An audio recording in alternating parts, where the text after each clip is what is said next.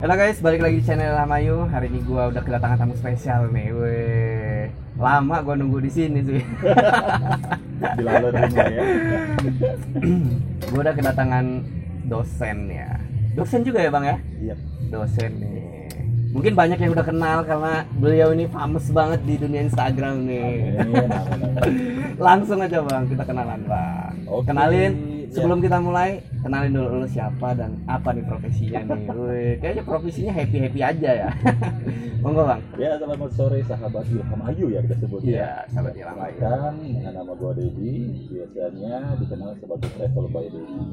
Video ini dipersembahkan oleh Gops Kopi, kopi nikmat asli Lampung Barat. Jadi, kalau Instagram, YouTube, dunia per-Instagraman Travel by Dedi. Biasa dipanggil Bang Det. Bang Det ya. Iya. Oke. Oh, ini toh yang namanya Travel by Dedi. Ternyata begini orangnya. Oke, Bang. Gue nih banyak yang pengen gue tanya nih, Bang. Di otak gue ini udah kayak apa ya? Kayak membludak-bludak gitu lah pengen gue nanya. Wah, Jadi kayaknya takut ya ujian. Bang, lu ini dosen ya? Lu Iya, dosen. iya. Dosen di mana aja? Untuk sekarang di 6 kampus. 6 kampus. Ya. Perlu disebut. sebutin. Heran gua banyak amat. Ya masih dipercaya sih ngajar di Polimera, ngajar pariwisata di UIN Fakultas Dakwah, kemudian di Dharma Jaya Prodi Digital di Kapten Club kapal pesiar dan hotel internasional, kemudian ngajar manajemen juga di ABAMI BTC. Nah itu repot nggak bang? Asik-asik aja, iya dibagi-bagi aja lah, nggak semuanya full, yang penting kebagian semua gitu. Kalau lagi sibuk, karena memang jadwal traveling sebelum pandemi juga kan padat banget, jadi kadang-kadang masih bisa. Kebetulan dosennya bersertifikasi, jadi udah dibagi oleh negara juga, sambil kuliah juga di jadi memang harus manajemen waktu itu ketat banget. Nah kan itu harus orang yang pintar membagi waktu ya. Betul. Lo selain dosen, lo adalah traveler. Iya. Nah, itu gimana caranya gitu? Jadi mana gua ngejelasin sampai ya? bingung gua. Sebenarnya jadi dosen itu sambil gue jadi karyawan. Nah cerita dari awal ya SMA dulu ya. Jadi dulu SMA-nya SMA 9, salah satu yang terbaik lah di SMA 9 sehingga masuk Unila tanpa tes. Ya begitu masuk Unila, alhamdulillah salah satu yang terbaik lagi di Unila. Jadi disalurkan kerja, nggak perlu melamar kerja ke perusahaan. Jadi teman-teman itu masih sibuk mulangin toga, gue udah kerja karena surat rekomendasi dari Digital. Nah sambil kerja, gue sambil jadi dosen. Jadi dulu udah belasan tahun gue jadi dosen, jadi karyawan dulu tuh di Corong Depan 7 tahun, di Miwon Food di Kota Lampung Raya, di Tribun Lampung itu terakhir itu HRD manager ya. Terus sambil jadi dosen, nah karena gue kerjanya all out dari Senin sampai dengan Jumat. Umur 21 sarjana dulu, dulu nyolong umur ya. Jadi duit agak banyak nih, jadi gue jalan-jalan sendirian. Itu awal kalinya. Kalau dari SMA-nya memang udah sering naik gunung, ya sampai diusir bokap segala macam gitu lah. Nah begitu udah mulai kerja, udah mulai berani untuk yang keluar dari Lampung. Jadi gue punya ekspedisi itu dari 0 kilometernya Indonesia, Sabang, terus sampai ke Merauke, itu sendiri. Backpacker solo backpacker aja gitu, pindah-pindah. Pulau Sumatera dulu, nanti baru ini dulu, lama-lama ya ini kenal negara lain, terus secara sini ternyata udah 19 provinsi ya, udah 35 negara gitu. Nggak sadar. Kebanyakan memang udah 80%-nya memang dibayar endorser, jadi jalan-jalannya itu yang dibayar, kemudian dapat duit. Jadi kalau orang bilang lu jalan-jalan mulu ya, bukan gua kerja sebenarnya. Hobi yang dibayar. Nah sampai dengan sekarang jalan-jalannya masih. Kemudian sebelum pandemi itu ada 21 jalan-jalan yang nggak bisa diberangkatkan gara-gara pandemi. Paruhnya luar negeri, dan itu dibayar. Jadi hilang semua pendapatan. Tapi gue tetap keliling Indonesia karena gue asesor pariwisata. Jadi memiliki sertifikasi kompetensi itu teman-teman traveler, teman-teman leader, planner, biro perjalanan yang mau bersertifikasi, gue bantu ya, di keliling Indonesia juga tetap. Nah itu ujinya gimana?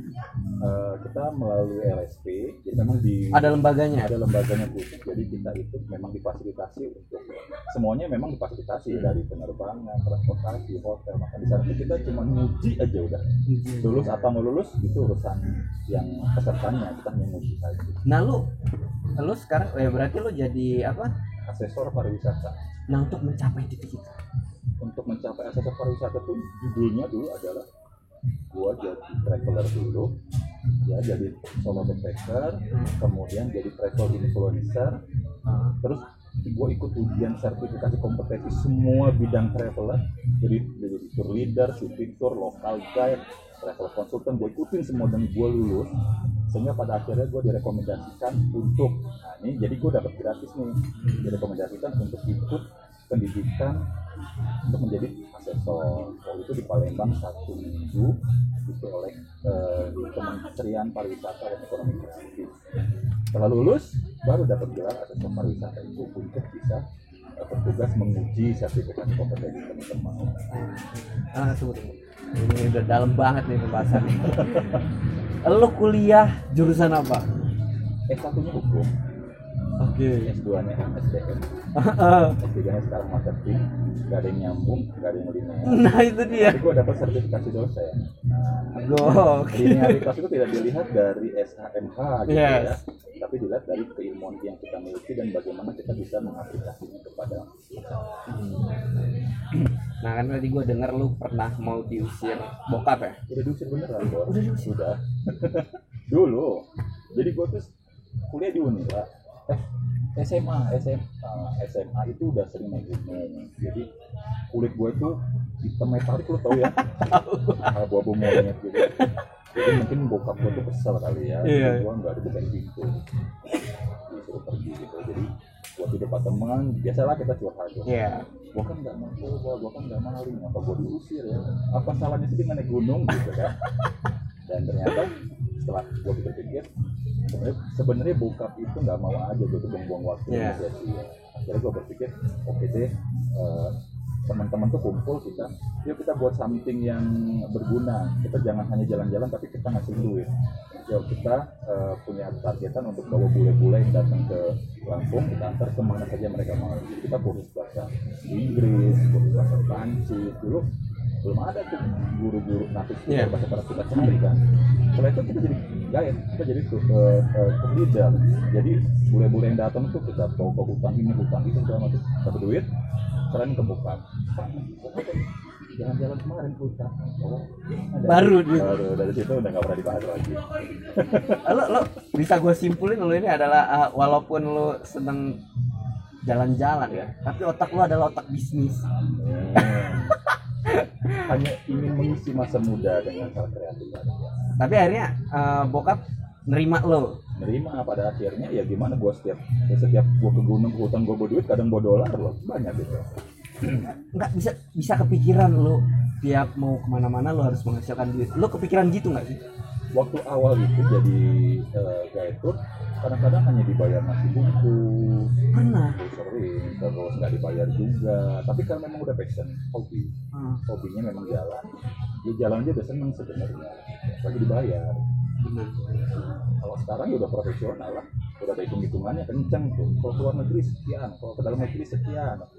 Fasilitasnya ini, pulangnya dapat ini. Apaan mau ikut gua? Secepatnya. Berarti bisa disimpulkan ya, semua apa yang kita kerjakan tuh pasti bakal menghasilkan ya. Iya, yang penting kita konsisten di situ, kemudian bertanggung jawab dengan yang sudah kita pilih. Ini kan kalau dibilang S1-nya hukum, S2-nya MSDM, berarti nggak ada hubungan sama pariwisata. Jauh kan, dong. Ya? Jauh, tapi sampai dengan titik ini, gua di dunia pariwisata itu begitu kentalnya karena gua keliling 19 provinsi ke 35 negara, kemudian jadi host Indosiar untuk Lampung PDI. Jadi kalau lo malam-malam nggak bisa tidur kan nonton Indosiar, ada muka lo ya. Terus gue jadi trainer narasumber Pop Darwis. beberapa kabupaten dan kota di Lampung. Di Jadi Lampung. melatih mereka untuk mengelola tempat wisata, kasih pendidikan mereka tentang pariwisata. Jadi akhirnya traveler itu punya karir Benar. dan menghasilkan, Iya. dan hasilnya ya lumayan. Jadi kalau dibilang, Anda dulu kan profesinya banyak nih, ada dosen, kemudian ada public speaker, jadi narasumber, ada trainer, kemudian ada lesson officer, nyanyi juga, main film juga, terus fasilitator outbound segala macam. Penghasilan tertinggi lu dari mana? Itu kan dari jadi traveler. Kan itu jelas. Kalau ke Eropa aja kita udah berapa? Bener, nggak sedikit dong. Iya, kita udah 3 kali ke sana keliling-keliling. Tapi kan kebanyakan masyarakat awam nih kayak kita nih ya, kita ini harus percaya dulu nih, harus ada orang yang benar-benar sukses baru mengikuti. Iya, gitu kan. betul. Jadi gini sebenarnya, pada saat gue tuh inget banget ya, kan gue umur 17 tahun tuh sudah kuliah S1 di Unpad. 17 tahun. Iya, gue inget banget. Jadi Gua baru ulang tahun SMA. ke-7, gue ulang tahun ke-17 tuh di Pohon Beringin itu, teman-teman bawa apa namanya, kue, surprise gitu. Terus mereka bilang, make kuis. Gue bilang, iya udah keliling. Lu tadi doanya waktu bilang gue mau keliling dunia. Nawain sama mereka, lu bisa jalan angkot kata gitu kan. Cuman gue ada afirmasi di otak gue tuh ada di mana, di sebuah tempat putih semua bersalju, itu jalan ke gunung dan gue sendirian. Itu yang ada di bayangan gue, dan setelah 5 tahun ternyata foto itu ada tuh buat jadi wallpaper gue. Beneran. Jadi betul-betul ada di kepala gue gambar itu yang terjadi ya. Sementara itu di usia itu gue belum tahu keluar negeri caranya Gimana? duitnya bagaimana. Jadi itulah the power of the dream, itu kan bagus banget untuk kekuatan ini. Saya sambil ikhtiar terus ya. Iya, betul. Bahkan awal-awal solo backpacker kan yang namanya solo backpacker itu kan smart traveler with low cost. Jadi tidurnya kadang di bandara, kadang di kantor polisi di belakangnya, kadang di mana, nggak harus di hotel. Nah, kan lo udah banyak nih cerita enak, cerita sedih dong. Di Paling sedih nih dalam hidup lo ketika lo lagi di traveling. mana? Yes. Banyak. Gue pernah bulan puasa itu di Thailand, Kamboja, lebarannya di Vietnam. Di Vietnam itu gue di suatu tempat yang nyari masjid itu sulit banget. Dan baru kali itu gue dalam seumur hidup gue nggak sholat Id, karena gue nyari masjidnya nggak ketemu. Susah ya. Jadi dibantuin sama teman-teman yang beda agama juga, gitu. Toleransinya bagus ya, karena memang minoritas kan di sana. Jadi waktunya udah mepet banget. Gitu gue kesana udah selesai gitu. Lo nangis, gue beneran nangis karena baru kali itu gue nggak sholat Id. Nggak sholat sih. Iya. Seru gitu ya. Iya. Dan gue pernah di Jepang, Korea, sama Jeju sebulan nggak pulang-pulang.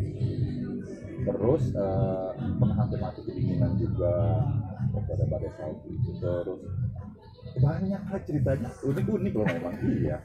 Nggak, yang ada di otak lo ini apa sih bang? Apa ya? Petualangan tuh asik loh. Kadang-kadang lu perlu begitu. Lu lepasin aja semua beban, bawa ransel, lu jalan aja kemana aja, nikmatin aja hidup, bersyukur masih diberikan sehat, menikmati apa yang lu lihat, berbuat baik, indah banget. Jadi hati ini juga kayaknya bersih gitu. Nggak terlalu mikirin masalah, semua orang punya masalah kan. Bener. Tapi kadang-kadang kita harus refresh, kita harus kadang-kadang harus bersyukur karena ya sampai detik ini walaupun kita punya masalah kan kita masih bisa hidup udara, masih diberikan kesehatan. Kalau dari sisi religinya ya, malah jalan-jalan itu malah mendekatkan kita kepada Iya, karena gue bisa aja meninggal di sana dibunuh orang atau bagaimana gitu. Jadi semakin travelingnya semakin jauh, sholatnya makin gak tinggal karena kita pasrahkan diri aja sama di atas gitu. Dan kita punya prinsip, jadilah orang baik karena pasti akan bertemu dengan orang baik. Kalau nggak bisa bertemu dengan orang baik, ya kita itulah jadi orang baik. Mau nggak mau harus seperti itu. malah mendekatkan kita lebih apa ya, lebih intim banget lah ya gitu. Kita malah lebih banyak bersyukur gitu ya, kayak ngeliat pemandangan yang bagus. Iya, betul. Banyak yang bisa dipelajari dari pelajarannya. Nah, lu udah keliling kemana-mana nih. Gue nih penasaran banget, lu ini punya istri nggak sih? Punya lah. Tapi kok apa ya? Se-free itu gitu, gokil nih. Jadi gini, ceritanya dulu. Gua kan nggak jadi nikah gara-gara jalan-jalan. Jadi waktu pacaran itu, gue punya temen yang punya bagan, bagan. di Rangai. Iya. Jadi yang laut atasnya itu apa? Ada tempat bambu.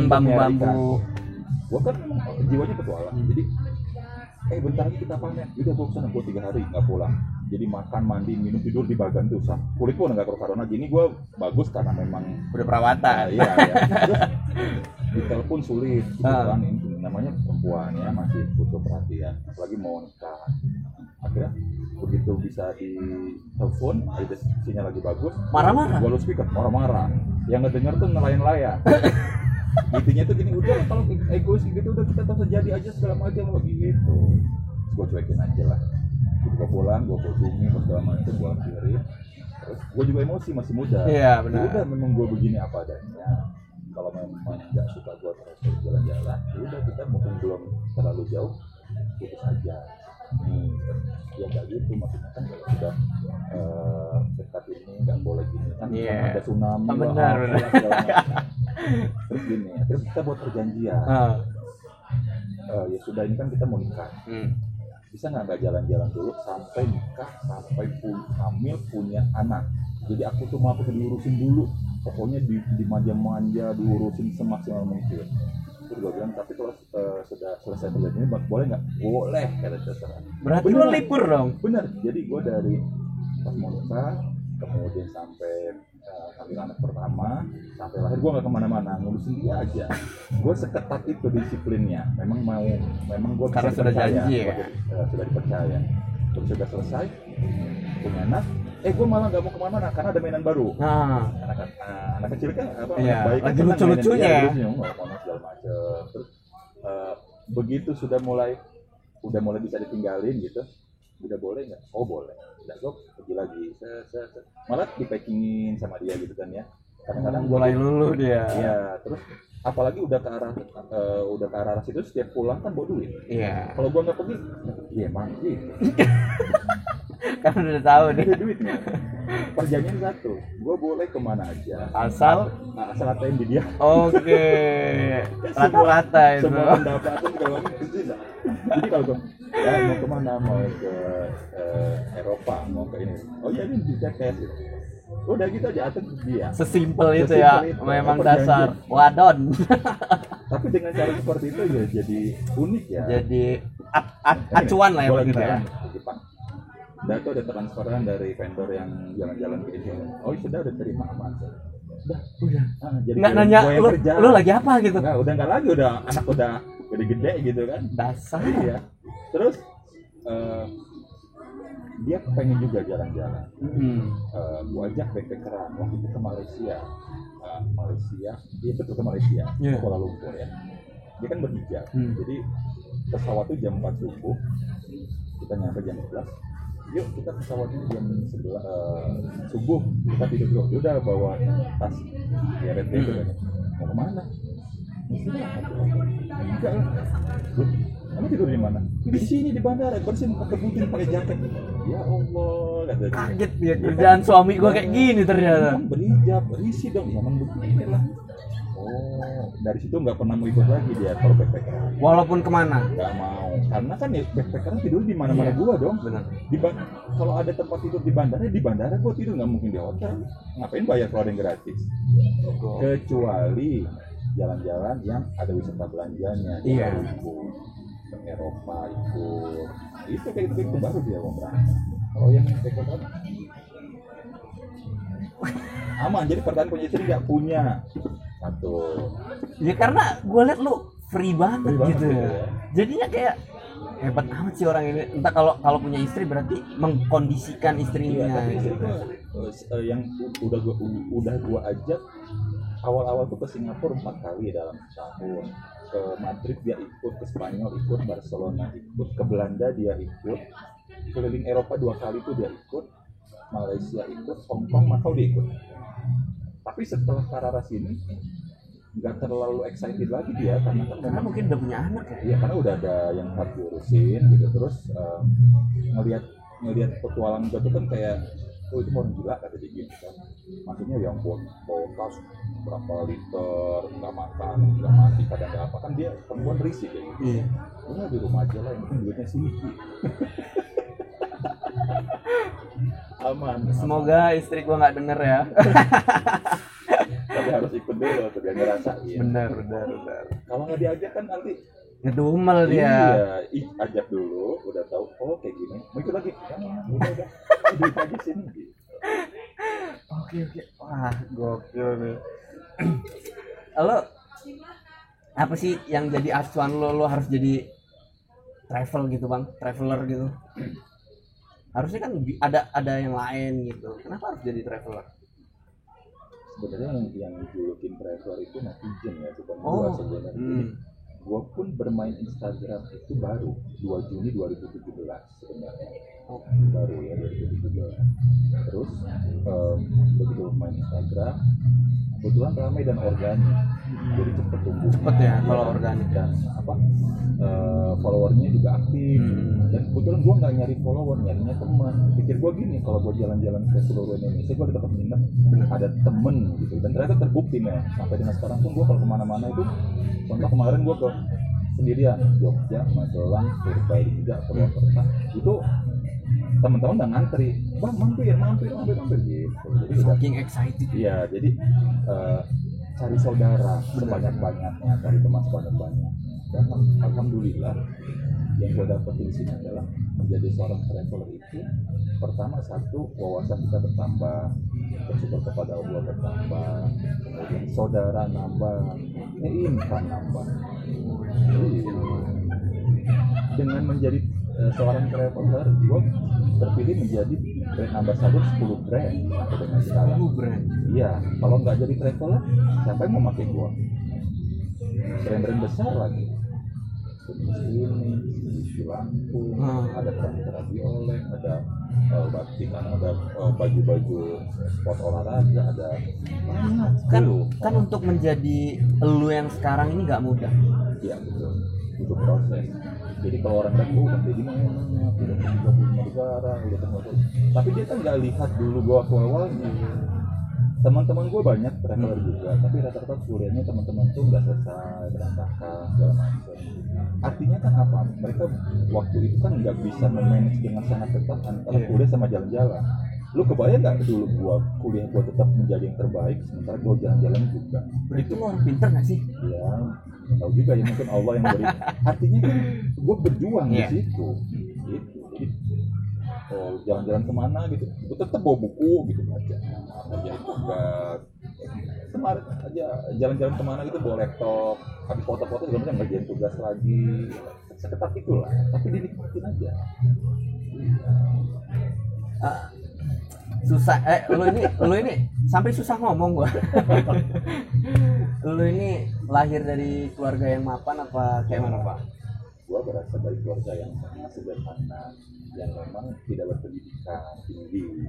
Jadi orang tua juga sekolah SMA juga enggak gitu. Makanya gue berpikir gue harus sekolah setinggi-tingginya. Makanya sampai sekarang sudah selesai S2 pun gue masih lanjut. Ya, pokoknya gue mau jadi profesor doktor, amin ya. Dan untuk bayar kuliah pun, bayar sekolah zaman dulu itu yang gimana ya, orang tua susah ya. Jadi gue berusaha untuk pakai uang gue sendiri. Jadi karena gue sering ranking, jadi sering dapat beasiswa dari SD, Unila itu juga gue dapat beasiswa. Pokoknya beasiswa terus pada akhirnya ya repotnya orang tua. S1 pun sambil kerja, kuliah S2 sambil kerja juga. Jadi kalau dibilang itu ada energi positif di badan gue yang memang gue harus alihkan di hal-hal positif juga, nggak mau buang-buang energi yang sia-sia. Sekarang nih, kalau kan banyak nih anak muda yang punya mimpi gitu ya, malam hari dia mimpi gitu, ketika bangun dia loyo lagi gitu kan. Iya, gue pernah baca artikel dulu ya, waktu Anggun C. Sasmi itu memutuskan untuk pindah ke Eropa ya. Yeah. Dia bermimpi, dia bilang aku punya mimpi, tapi yang aku lakukan adalah bangun dari tidur, kemudian kejar mimpinya, jangan tidur lagi. yang kebanyakan dilakukan teman-teman kita sekarang itu kan kita habis bangun loyo lagi gitu lagi harus bekerja. Sesimpel ini sebenarnya gini, lu pasti punya CV ya, kurikulum vitae. Lu lihat kurikulum vitae lu buat melamar kerja, lu lihat sekarang CV lu ada identitas diri, kemudian ada pendidikan formal, pendidikan informal. Terus di bawahnya lu punya apa lagi? Kalau lu belum ada aktivitas, belum ada prestasi, berarti hidup lu belum berguna banget. Betul kan, sesimpel itu kan. Nah lu lihat aja CV lu merenung di situ.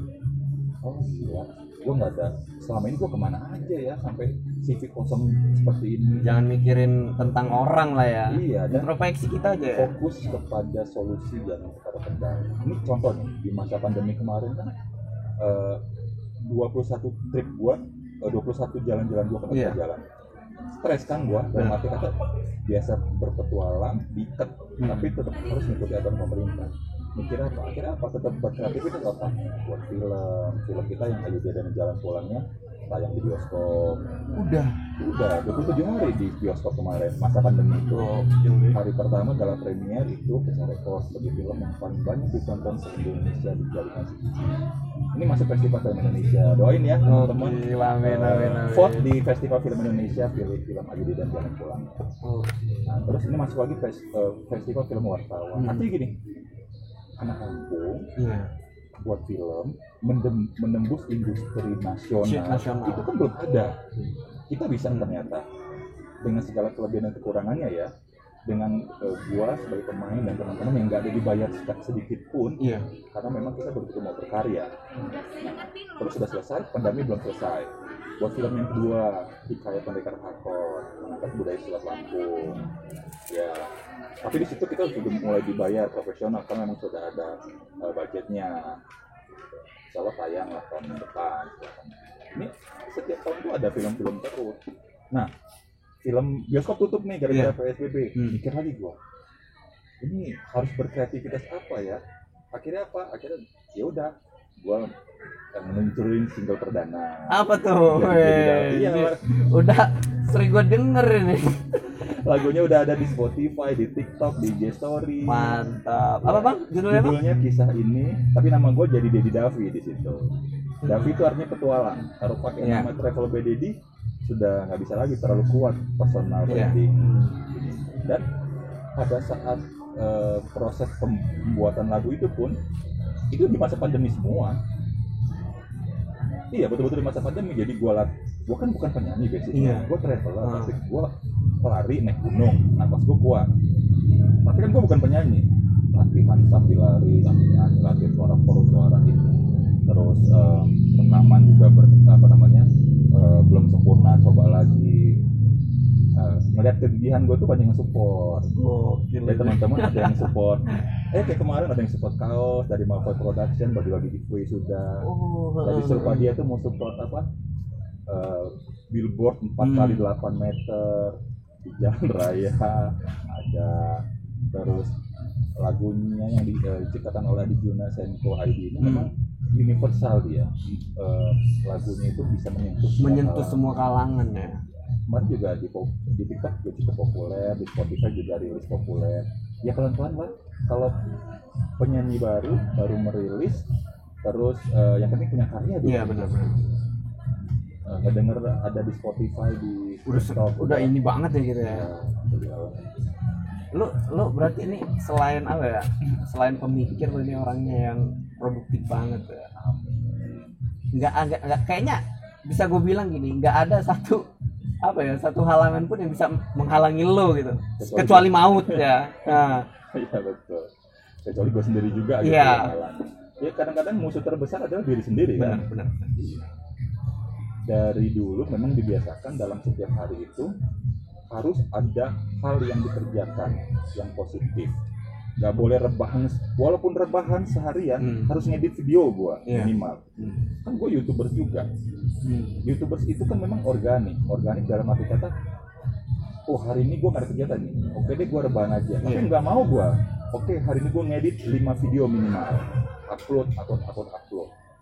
Cuekin aja udah, kalau nggak ada yang nonton sendiri. Benar. Ini ternyata termonetisasi, yang sekarang sudah 7 ribuan subscribe. Organik pelan-pelan, akhirnya kan apa? Semua yang kita kerjakan pada akhirnya ada hasilnya. Ada hasilnya. Yang penting lo jangan nyerah lah ya intinya. Iya, betul. Lo jangan nyerah, terus lo selalu berpikiran positif ya. Ya. Nah, ini gua suka banget nih, gua inspirasi sekali nih. Waduh. Bang, Ya. kasih satu satu kalimat yang benar-benar menyentuh nih buat gua yang mageran gitu, buat gua yang masih mikir kalau mau ngapa-ngapain gua harus punya sesuatu dulu baru gua mau jalan gitu. Salah sebenarnya memang ya. Ini sering gua ucapin juga sama mahasiswa di kampus. Pada intinya gini, orang sukses itu selalu punya satu alasan untuk memulai. Kalau orang gagal selalu punya satu alasan untuk menunda. Lu mau jadi gagal atau jadi sukses? Sukses. Kalau lu mau jadi sukses, lu harus punya satu alasan untuk memulai. Selalu begitu. Dan pada saat lu memulai nanti, lu jangan takut gagal. Karena itu udah resiko ya. Pakai prinsip ini aja. Tidak ada kata gagal, yang ada hanya berhasil dan proses belajar. Jadi kalaupun gagal itu belajar dulu. Udah, jadi nggak perlu sampai yang harus mellow kemudian ngedrop down, biasa aja. Udah, gue pengen sukses, berarti gue harus punya satu alasan untuk memulai. Pandemi, gue harus jadi sukses nih. Mulai apa ya? Gue mulai nyanyi deh. Oke, gue latihan cover lagu, latihan suara, dengar musik, cari referensi lagu. Gue mulai aja dulu. Nanti pada saat gue gagal, oh itu belajar gue. Yeah. Penyanyi yang sudah sekali berapapun belum tentu sukses di Langsung album sukses pertama. ya. Iya. Benar-benar.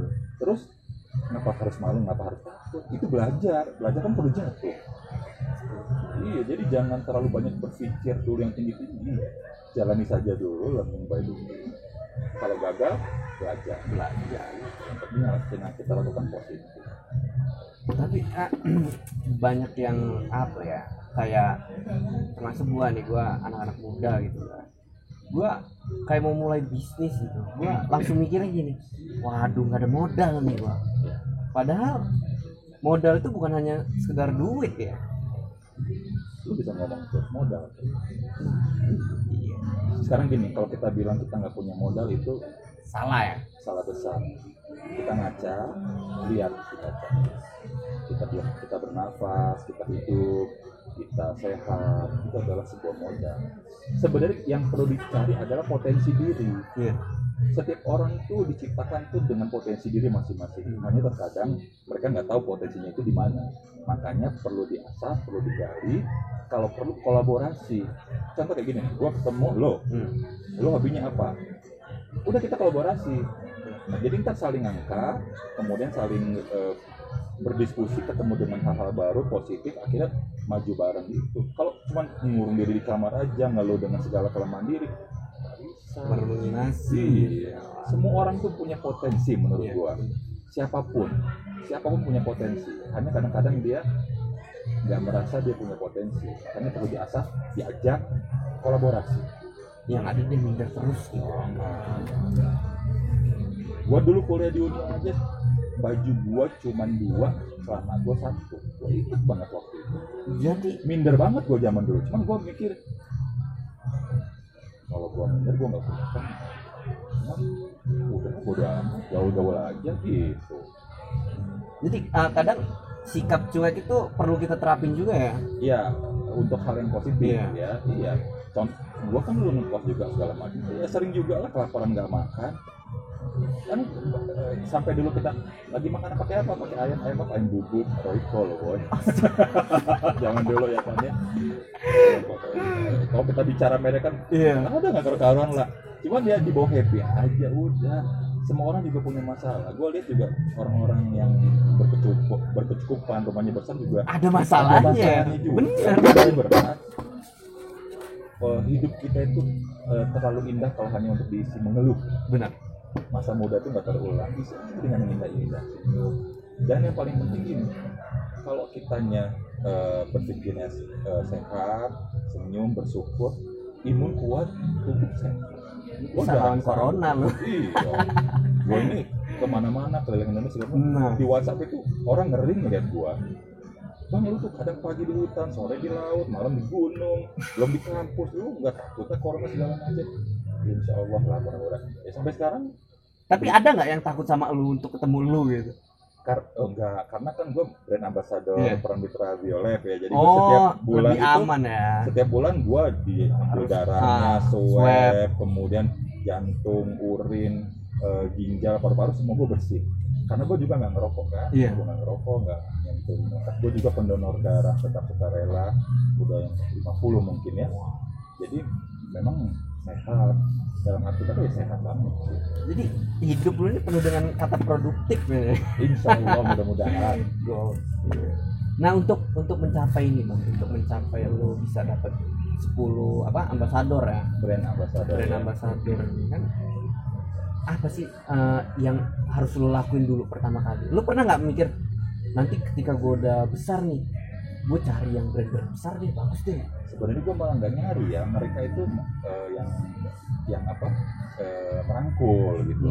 Jadi pada saat contohnya pada saat gue ditawarin menjadi brand ambassador di Benis Klinik, Iya. kita sebut produk apa ya di Lampung, gue sempat nggak percaya diri karena kan gue traveler, gue bukan model, gue hitam, Iya. gue jelek nggak tampan.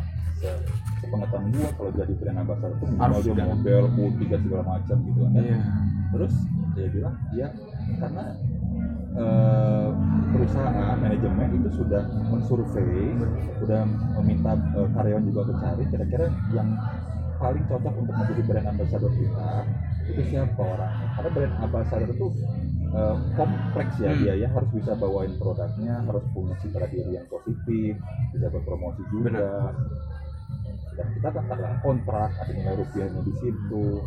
Jadi ya pada akhirnya karena dipercaya seperti itu ya gue lakukan seprofesional mungkin. Dan pada akhirnya yang lain-lain juga mengikuti. Berarti ya semua pun bisa ya mendapatkan apa yang kita inginkan gitu ya. Ya yang penting konsistensi saja. Gokil Lu ini. juga bisa nih, terus aja podcast begini nih. Terus dengan begini kan ketemu dengan orang-orang baru, orang-orang Iya. positif, akhirnya pikiran lo jadi lebih luas. Suatu saat itu bisa ada suatu hal yang bisa merubah hidup. Pada saat lo sekarang udah selesai kuliah atau belum? Misalkan Gua sih nggak selesai bang kuliahnya. pada saat lo nggak selesai kuliah nih ya, lo berpikir nanti gini, oh iya ya bang, jadi dulu kuliah sampai sekarang masih kuliah. Jadi suatu saat kalau gua ada waktu dan gua ada kesempatan, gua mau Gua kuliah harus- lagi. benar. Nah itu kan, jadi ada inspirasi yang bisa diambil. Iya. Yang penting kita bisa kita bisa ngambil sesuatu yang hal yang positif lah. Iya. Dan kadang-kadang kita tidak bisa tiru orang 100%, tapi kita Benar. bisa ambil inspirasi. Benar. Terkuat orang tuh ada dua, satu energi giver, pemberi energi, ada energi sucker, penyedot energi. Iya. Jadi pada saat lo ketemu orang yang dia memberikan energi besar, Lu ambil sedot deh sebanyak-banyak, banyak ya. ambil sisi positifnya. Nah gua berhenti kuliah itu gara-gara gua dulu memang tipe pejuang juga mungkin bang ya.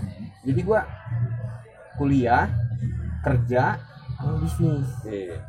Nah, Biasanya begitu, nanti kalau udah kenal duit, kuliahnya ada agak kedodoran. Akhirnya lagi ujian tuh ya. Gua keluar. Kalau kamu keluar, saya nggak kasih nilai. Gua keluar karena ada orderannya berapa? 100.000 pas itu.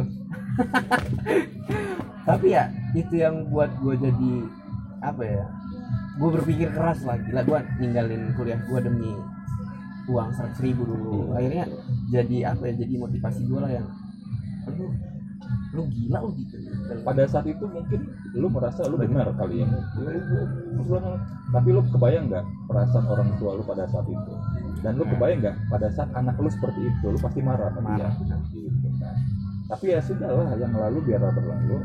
Pelajaran kan pengalaman memang mahal ya, jadi pelajaran. Makanya sekarang gua ngomong ke istri gua, aku mau mau kuliah lagi gitu. Ya udah, dia support aja gitu. Gua gara-gara itu aja gua bilang nanti gua nggak mau anak gua nanyain Iya. bapak itu kuliah nggak sih.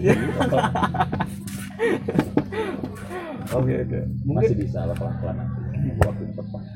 gue sih asik aja gitu gue ketika ketemu orang banyak gitu di podcast ini gue selama gue podcastin banyak orang gitu gue mulai terbuka tuh ketemu orang yang dia berangkat dari nol Ya. terus ketemu orang yang dia udah nggak ada orang tuanya dia harus hidup sendiri Ya. gitu kan wah itu gue banyak jadi aura positif terus ke gua gitu. Kayak gua ketemu lu nih, wih, jangan salah bang, gua tergebu-gebu ini.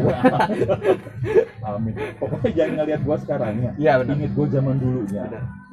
Pokoknya ingat gua zaman dulunya gimana perjuangannya apa sendiri gitu ya, bawa ransel ke 0 km Indonesia ke Sabang, diikutin motor orang pengen dibegal, gua ngebut nyewa motor sampai ngesot lah, diberondong apa ditodong pakai senjata laras panjang udah. Pokoknya ingat-ingat yang susah-susahnya. Tapi ingat kita punya Allah kan. Iya. Kita minta dijaga sama dia, jaga sholatnya, tetap jadi orang baik. Komunikasi itu penting. Pada saat kita bisa berkomunikasi dengan orang gitu, misalkan apa ya, dengan bahasa yang bagus gitu, orang juga paham. Mungkin orang yang mau ngebegal lu itu ngeliat orang kalau lu bawa gede-gede kan ya. Gua ransel gua kan, gua kalau sekali pergi bisa 2 minggu, 3 minggu. Sewa motor di Sabang zaman dulu itu kan berapa ya? Berapa 10.000 ya. Sendirian gitu kan. Ini motor tuh bikin gua terus ya gitu ya. Bikinannya banyak duit kali.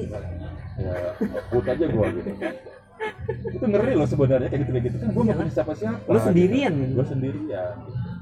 Tapi ya di situlah mentalnya tuh tertempat suatu di situ memang. Tapi Kalaupun sampai di tanah, gue nggak punya apa-apa, lo ambil aja apa yang lo ada. asal jangan nyawa gua deh. Tapi lu pernah kena bullying nggak sih bang? Kan lu kayak waktu lu awal ngerintis traveler nih, pasti belum menghasilkan. Oh iya, bullying itu termasuk bullying juga ya. Jadi banyak sih sebenarnya hal-hal yang kadang-kadang tuh kita harus menutup mata, menutup telinga. Yang kita tahu tuh cuma hanya kita dan tujuan kita.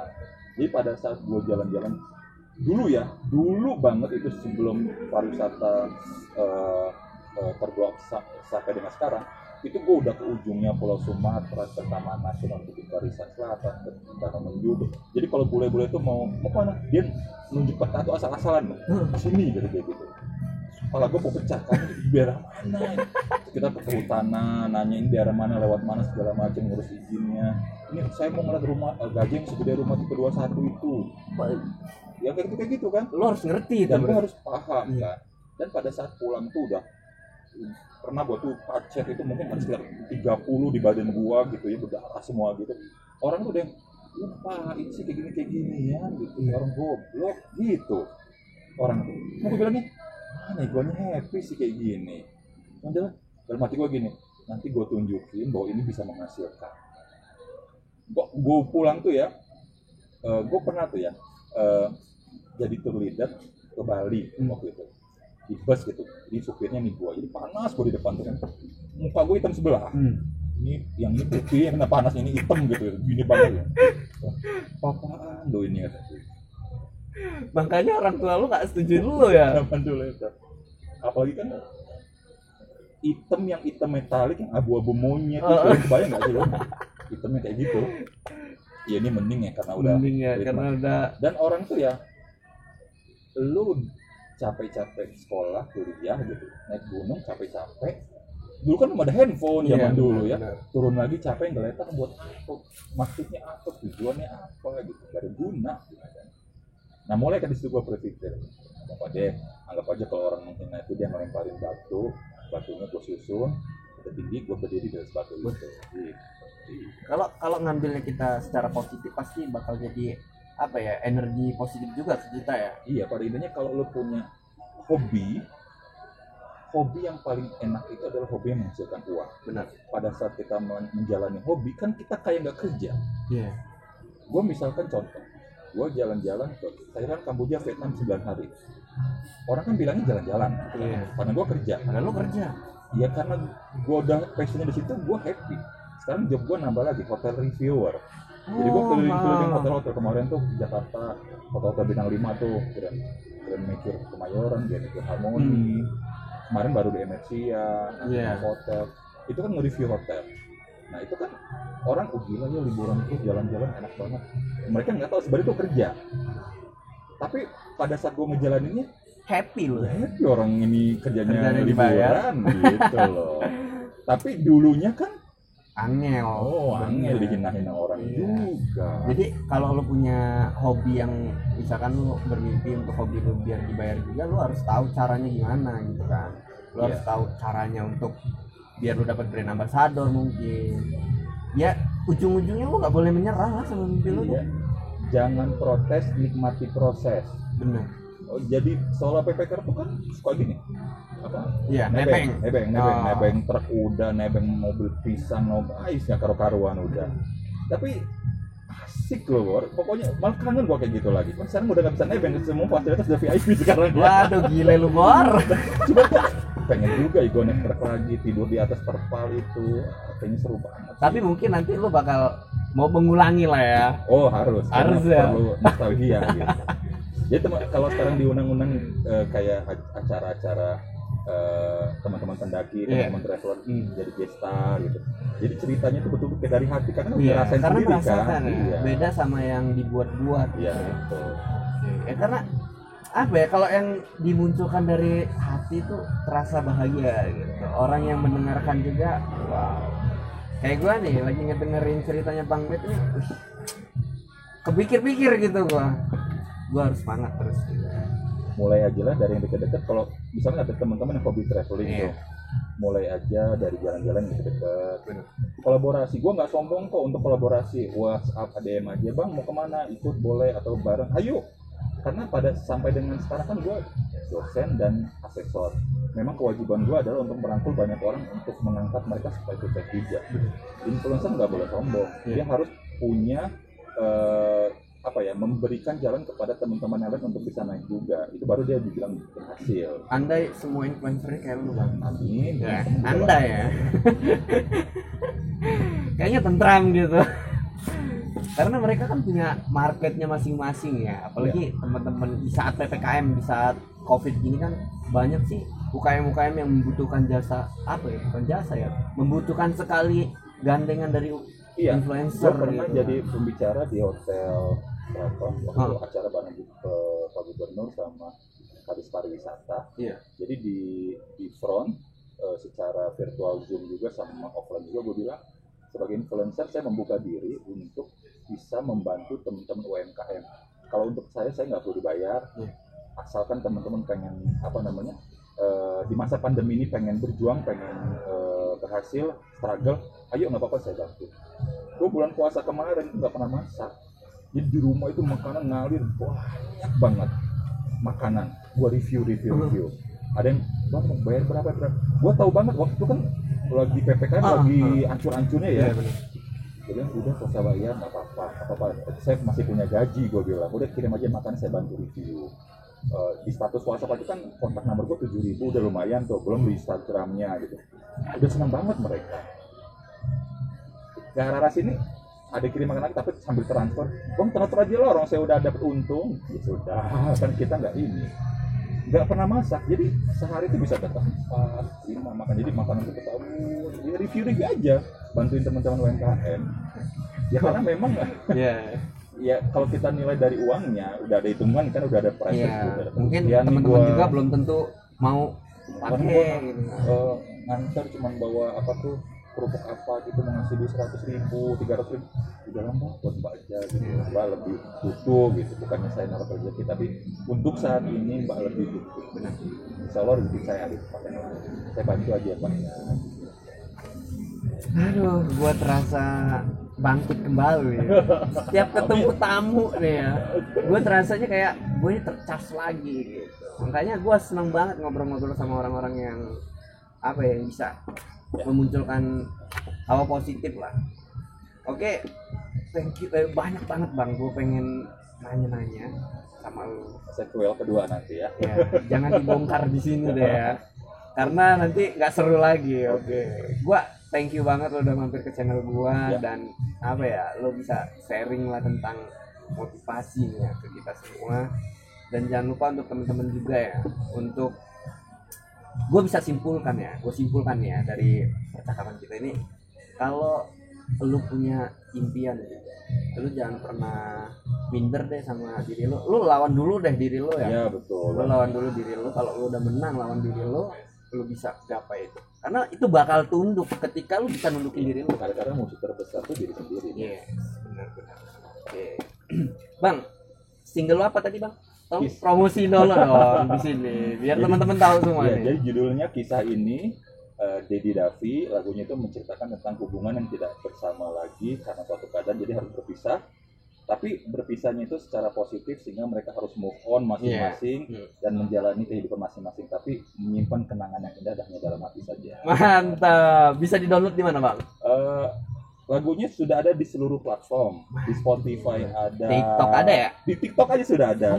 Kemana sempat populer di TikTok karena banyak banget yang pakai lagu itu untuk backsoundnya. Oke. Lagi setir mobil, ada yang meninggal pakai lagu itu, ada yang lahir pakai lagu itu, ada yang rindu sama mantan pakai lagu itu, pelukan sama orang tua, perpisahan SMA, persahabatan. Gue juga baru sadar ternyata lagunya itu universal, bisa untuk seluruh. Kena semua ya? Ya nanti boleh dicek ya. Karya Kisah Ini di Davi. Nanti gue pakai lah. Ya, lu pakai ya? Pakai dong. Ya. Kalau teman-teman mau berkunjung ke Instagram Bang Dedi apa nih? Ya, Instagramnya Travel by Dedi, YouTube juga Travel by Dedi, TikTok juga Travel by Dedi. Kemudian ada satu Instagram lagi Dedi Davi yang khusus untuk nyanyi gitu. Doakan ini kita masih punya banyak project. Sebentar lagi kita mau buat film juga, temanya pramuka.